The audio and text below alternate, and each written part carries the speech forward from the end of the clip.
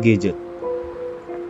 Di era globalisasi seperti saat ini, tidak bisa kita pungkiri bahwa gadget telah mengambil peran besar dalam kehidupan manusia.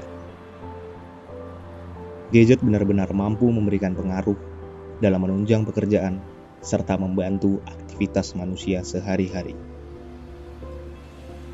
Salah satu jenis gadget yang hampir dimiliki oleh setiap orang adalah smartphone.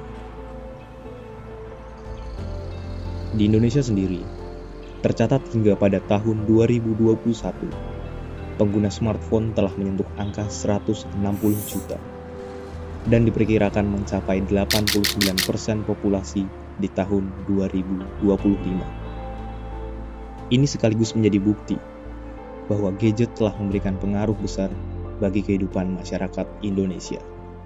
Bayangkan, dengan perangkat syukuran genggaman tangan saja, bisa kita gunakan untuk memesan makanan, belanja kebutuhan pokok, hingga menonton film.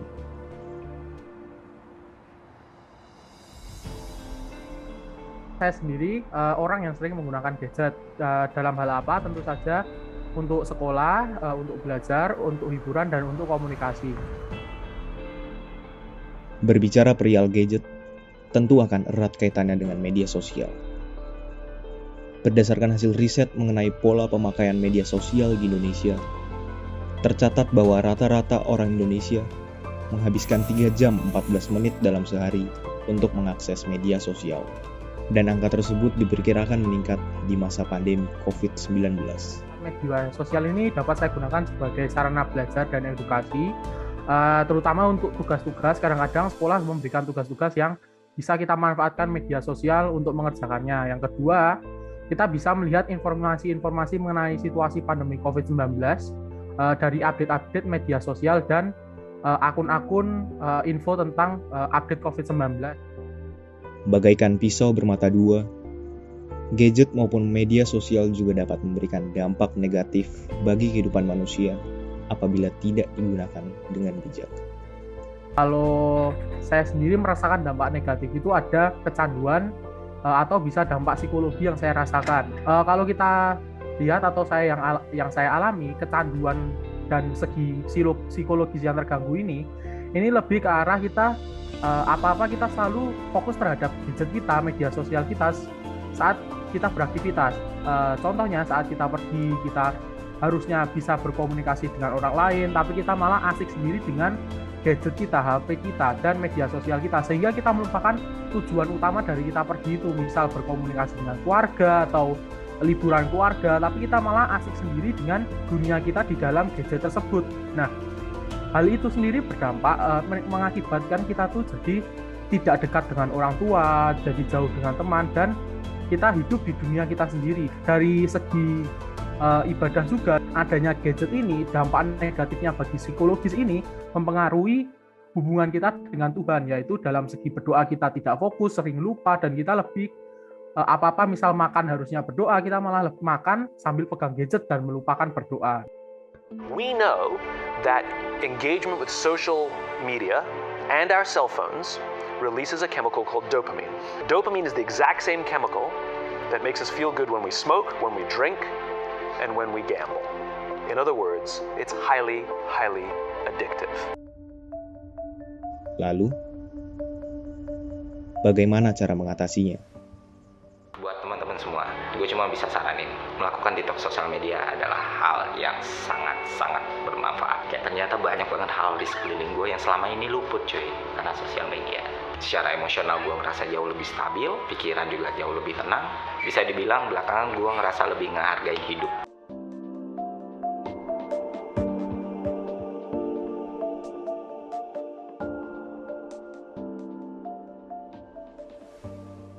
Waktu puasa media sosial, aku milihnya di weekend.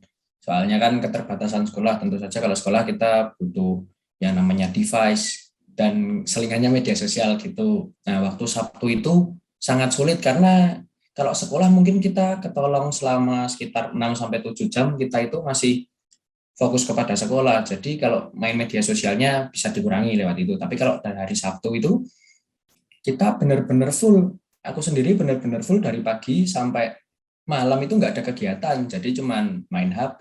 Tapi waktu hari Sabtu itu aku coba kayak kegiatan nyuci motor, terus kayak coba main gitar lah, atau terus pokoknya mengisi waktu luang tanpa megang media sosial waktu itu. Sudah mencoba puasa media sosial, aku jadi lebih paham maksudnya gimana, lebih nyaman berisi sama teman, karena sering terjadi mungkin sebelum-sebelumnya kalau aku juga keluar sama teman atau main sama teman gitu, walaupun kita debat-deban tapi fokusnya ke HP. Nah, waktu media sosial itu mungkin aku lebih mengedepankan interaksi dari situ.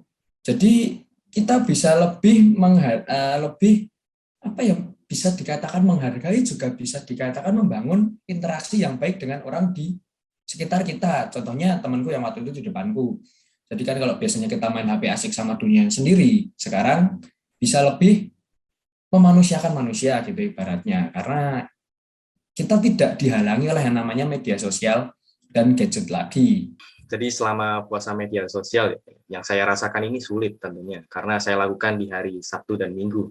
Nah, pada hari pertama ya Sabtu ini, saya coba untuk tidak menggunakan gadget di pagi hari hingga malam hari. Ini saya serasa kembali ke zaman batu, di mana saya tidak bisa berinteraksi dengan teman jauh saya, dan saya tidak bisa menghilangkan rasa bosan di dalam pikiran saya. Rasanya saya ingin buka HP, saya ingin game, saya ingin chattingan.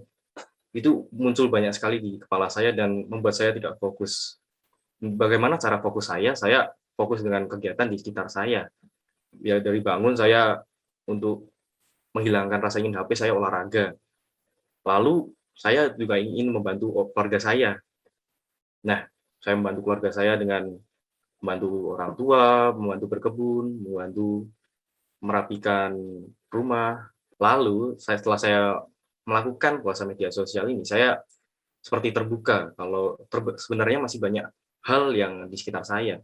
Saya bisa menguatkan interaksi dengan keluarga saya, dengan teman saya, lalu produktivitas saya juga semakin meningkat, mengerjakan tugas semakin fokus karena mata ini juga tidak semakin capek, tidak lebih capek bila bermain gadget terus-terusan.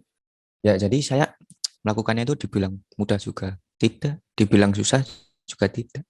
Ya, karena saya itu tidak membiasakan untuk selalu membuka media sosial setiap harinya. Ya, karena menurut saya banyak kegiatan lain yang bisa dilakukan tanpa gadget ini.